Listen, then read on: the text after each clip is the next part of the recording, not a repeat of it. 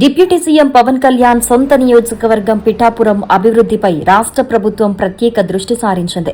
నియోజకవర్గ రూపురేఖలను మార్చే దిశగా మున్సిపాలిటీ హోదాను పెంచుతూ కీలక ఉత్తర్వులు జారీ చేసింది. ఇప్పటి వరకు సెకండ్ గ్రేడ్ మున్సిపాలిటీగా ఉన్న పిఠాపురాన్ని ఇప్పుడు సెలక్షన్ గ్రేడ్ మున్సిపాలిటీగా గుర్తిస్తూ అధికారికంగా ప్రకటించింది. పవన్ కళ్యాణ్ ప్రత్యేక చొరవతోనే ఈ ప్రక్రియ శరవేగంగా ముగిసినట్లుగా తెలుస్తోంది. సాధారణంగా ఏటా 8 కోట్ల రూపాయలకు పైగా వార్షిక ఆదాయం ఉన్న మున్సిపాలిటీలకే సెలక్షన్ గ్రేడ్ హోదా దక్కుతుంది. పిఠాపురం మున్సిపల్ కౌన్సిల్ పంపిన ప్రతిపాదనలను పరిశీలించిన ప్రభుత్వం గత 5 ఏళ్ల ఆదాయ వ్యయాలను క్షుణ్ణంగా సమీక్షించింది.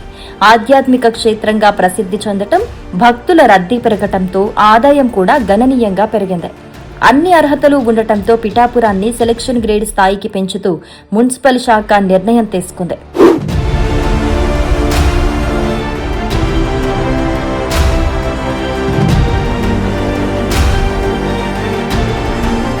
మున్సిపాలిటీ హోదా పెరగటంతో పట్టణ పాలనలో భారీ మార్పులు రానున్నాయి.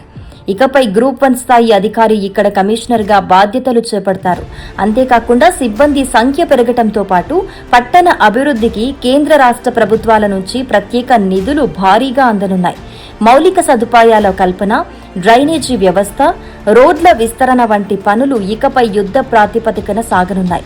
1957లో మున్సిపాలిటీగా ఏర్పడిన పిఠాపురం పాదగయ క్షేత్రం, కుక్కుటేశ్వర స్వామి, పురుహూతికా దేవి వంటి క్షేత్రాలకు దేశవ్యాప్తంగా భక్తులొస్తుంటారు.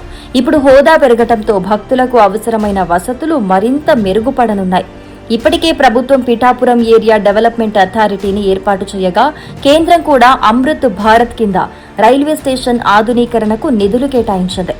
మొత్తానికి ఎన్నికల హామీలో భాగంగా పిఠాపురాన్ని ఆదర్శ నియోజకవర్గంగా తీర్చిదిద్దుతానన్న పవన్ కళ్యాణ్ ఇప్పుడు ఆ దిశగా వడివడిగా అడుగులు వేస్తున్నారు. మున్సిపాలిటీ హోదా పెంపుతో పిఠాపురం నివాసితుల చిరకాల కోరిక నెరవేరినట్లయింది. మరి పవన్ కళ్యాణ్ సారథ్యంలో సాగుతున్న ఈ అభివృద్ధిపై మీ ఒపీనియన్ ఏంటో కమెంట్ చేయండి.